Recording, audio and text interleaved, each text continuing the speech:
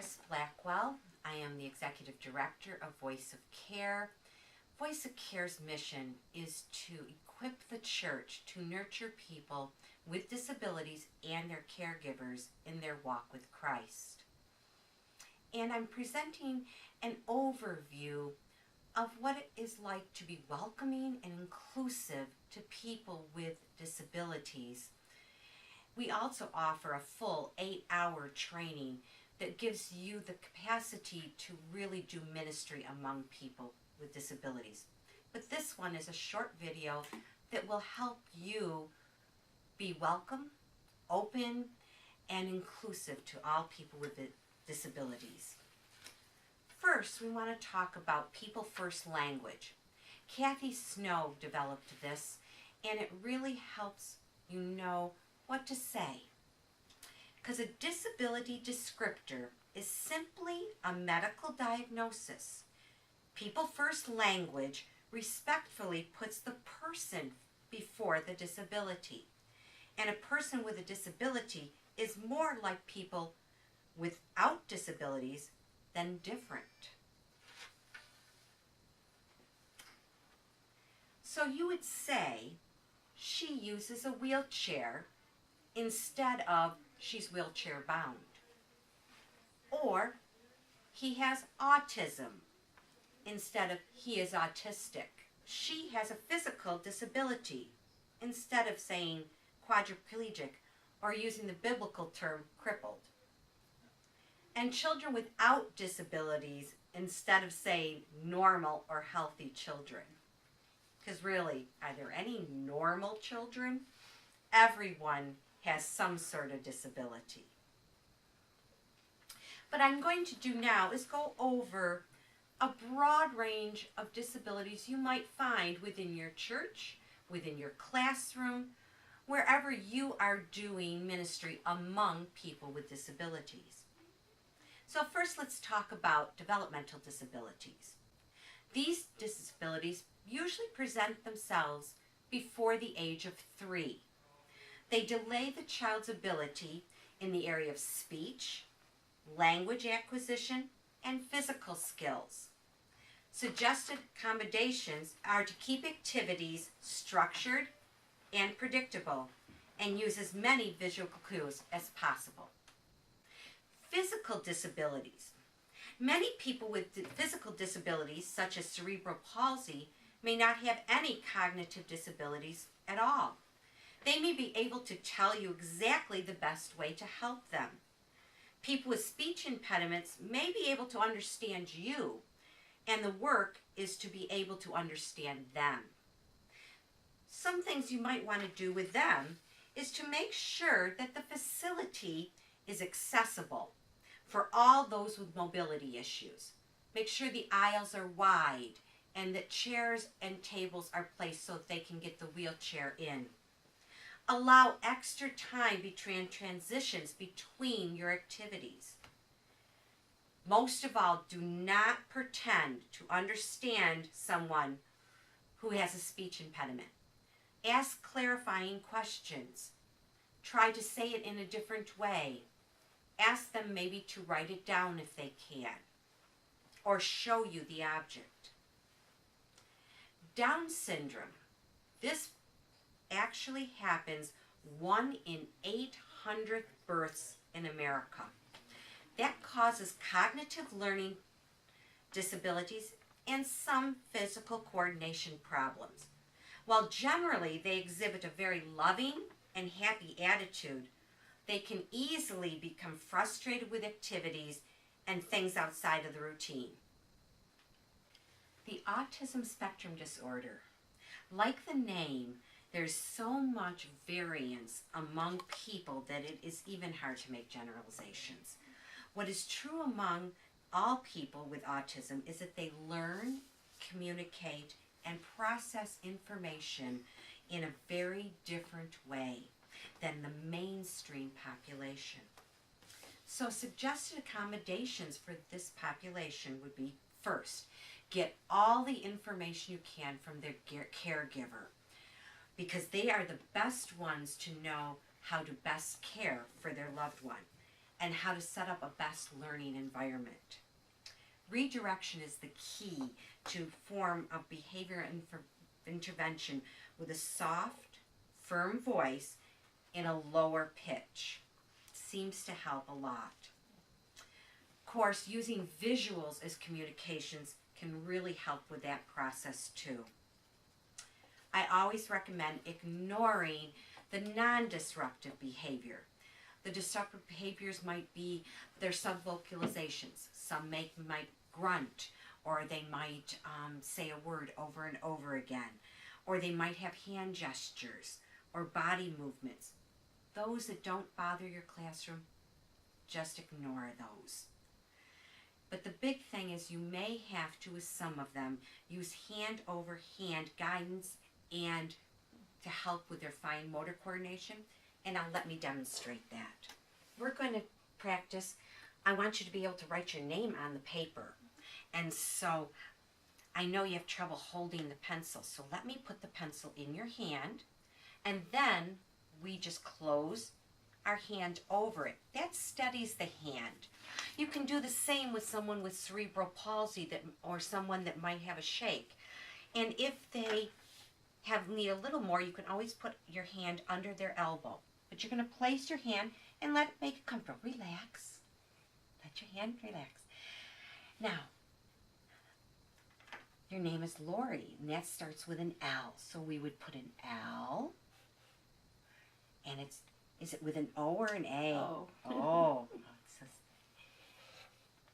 And then an R. Is it a Y or an I? It's an I. It's an I. And so we would just, like I said, think. And maybe we're drawing something. We want to draw a cross. And so we just help them do a line down and a line across. And the big thing is let them have it to be their paper as much as possible. Is there something else you'd like to draw? Happy face. Happy face? All right. We'll draw a happy face. So that's how we help people with hand in hand, over hand. Now the other thing is we might want to keep it there if they are good with it, but if we think that they might misuse the pencil, then you might want to keep the pencil to yourself. Okay. But thanks for letting me demonstrate that. Some accommodations you might want to do with a person with Down syndrome is do a lot of repetition. That's a key aspect for their learning ability. Others is hands-on hand and concrete activity to reinforce the concepts. And of course, a slower pace and a quiet atmosphere is always helpful. Next, I want to talk about hearing impairments. It's important to find out if the hearing impairment is because of an aging or a birth defect, because the elderly may not have ever learned sign language and also may not actually have hearing aids. And of course, if the person is totally deaf, you'll want to hire an interpreter, because the person to communicate in sign language and to really make sure that that person can be fully included. If the person has a cochlear implant, they will have a modifying device. It's a box you wear around your neck that amplifies your voice straight to the implant behind the person's ear. Of course, do not shout, that does not help, but enunciate clearly. Try restating an idea in different words, because some letters are harder to understand than others. B, P, and T often look the same and sound the same to a person hard of hearing. Be aware of devices if they do have them and they're small children, that if they're running around, they won't notice that the device may get lost, may get put down somewhere. So be extra careful when a student of yours might have hearing devices. The visual impairment, though, is another difference, whether a person is totally blind or just has a visual impairment. Again, some of these visual impairments may come with it being elderly, such as macular degeneration. This population does not know Braille and is often very uncomfortable in navigating because the blindness has come on so suddenly. And they might not be able to use the normal cane that a blind person uses. Find out if you can have resources done in Braille, if that's applicable for the person. Otherwise, make large print, dark printing on light paper. Always, always ask the person for the way to aid them in their mobility. Make sure that the facility, again, has no walking hazards and is well lit.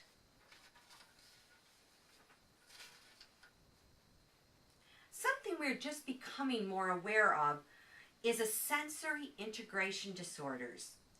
These disorders usually have a component along with another disability, but sometimes they can occur separately. People with this disorder are unusually sensitive to noise, smell, or touch. A way to help them is to modify the activity to lessen that sensory impact. You might need to have rubber gloves available if you're doing a messy activity. Or you might need to have the sound blocking headphones if an activity is going to get loud. Many churches today are making a facility a perfume-free zone so that smells are not distracting to people.